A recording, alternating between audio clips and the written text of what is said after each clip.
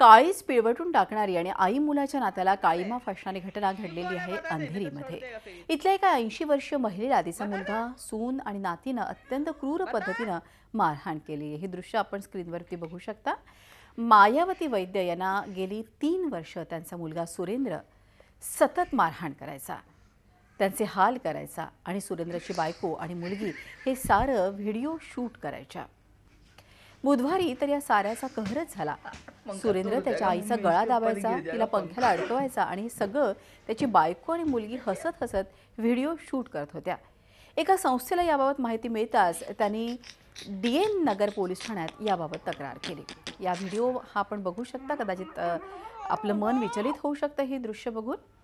पोलिसांचे डोळे पाणावले। पोलिसांनी तातडीनं पावले उचलत सुरेंद्र वैद्यवर गुन्हा दाखल करून त्याला अटक केली आहे आणि त्याच्या बायको आणि मुलीलाही लवकरच अटक केली जाणार आहे। मायावती वैद्य यांना रुग्णालयात दाखल करण्यात आलं आहे।